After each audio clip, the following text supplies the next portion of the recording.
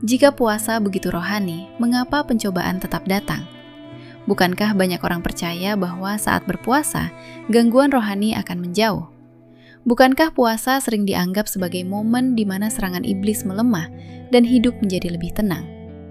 Namun Alkitab mencatat sosok manusia yang justru mengalami pencobaan paling berat ketika ia sedang berpuasa.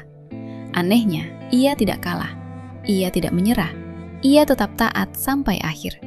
Siapakah manusia ini? Dan apa yang bisa kita pelajari darinya tentang makna puasa yang sesungguhnya? Pertanyaan ini penting, sebab mungkin selama ini kita salah memahami puasa. Puasa bukan peperangan yang berhenti, tetapi iman yang diuji. Inilah dia fakta Alkitab.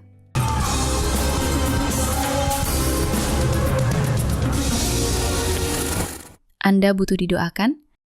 Hubungi kami di nomor 082 2150 2424. Puasa dan realitas peperangan rohani.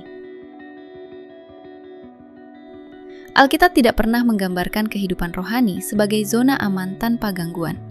Justru sebaliknya, 1 Petrus 5 ayat 8 mengingatkan, lawanmu, si iblis, berjalan keliling sama seperti singa yang mengaum-aum dan mencari orang yang dapat ditelannya.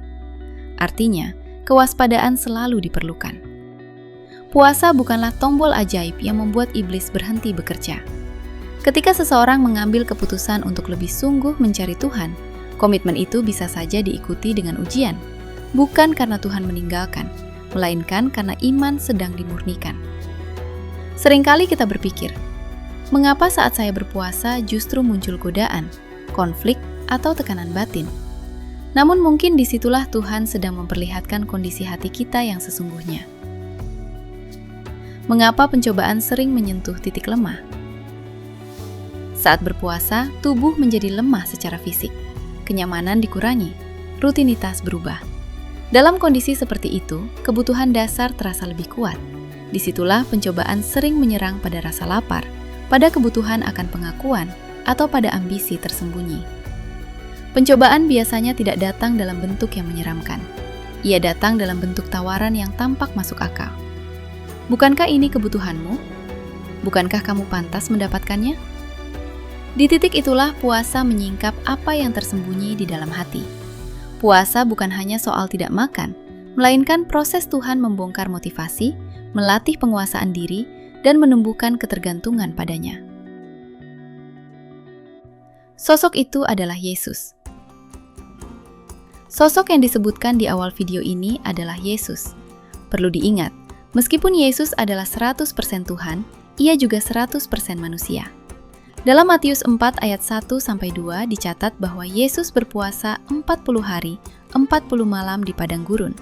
Ia merasakan lapar, lelah, dan kelemahan fisik sebagaimana manusia pada umumnya.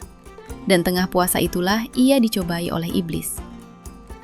Pencobaan pertama menyasar kebutuhan jasmani. Jika engkau anak Allah, perintahkanlah supaya batu-batu ini menjadi roti. Matius 4 ayat 3. Pencobaan berikutnya menyentuh identitas dan kepercayaan kepada Allah. Matius 4 ayat 6. Lalu tawaran kuasa dan kemuliaan dunia. Matius 4 ayat 8-9. Pencobaan-pencobaan yang Yesus alami bukan simbolis, melainkan nyata dalam kondisi tubuh yang benar-benar lapar dan rentan. Bagaimana Yesus menang? Ia tidak menggunakan kuasa spektakuler. Ia menjawab dengan firman Tuhan. Ada tertulis, Matius 4 ayat 4, 7, dan 10. Kemenangannya lahir dari ketaatan dan keteguhan pada firman. Yakobus 4 ayat 7 berkata, "Karena itu tunduklah kepada Allah dan lawanlah iblis, maka ia akan lari daripadamu." Urutannya jelas, tunduk dahulu kepada Allah dan puasa adalah bentuk ketundukan itu. Ketika kita merendahkan diri, kita sedang berkata bahwa Tuhan lebih penting daripada kebutuhan kita. Dalam proses itu, karakter dibentuk, kepekaan rohani diasah, iman dikuatkan. Puasa bukan jaminan hidup tanpa masalah, namun puasa memberi kita fondasi rohani untuk tidak runtuh di tengah masalah. Puasa bukan tentang menciptakan zona aman, melainkan tentang membangun keteguhan iman.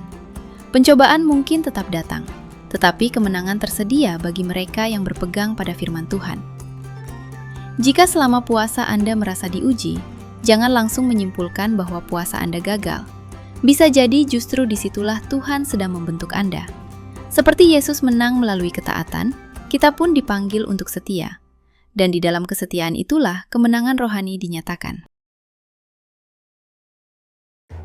Jika Anda rindu belajar bagaimana berpuasa yang berkenan kepada Tuhan, atau sedang memiliki pergumulan pribadi yang ingin Anda bawa dalam doa dan puasa, jangan ragu untuk menghubungi layanan doa Cahaya Bagi Negeri di nomor 0822 1500 2424. Tim kami siap mendampingi dan mendoakan Anda agar mengalami tuntunan Tuhan secara nyata dalam setiap langkah hidup Anda. Demikian fakta Alkitab hari ini. Tuhan Yesus memberkati.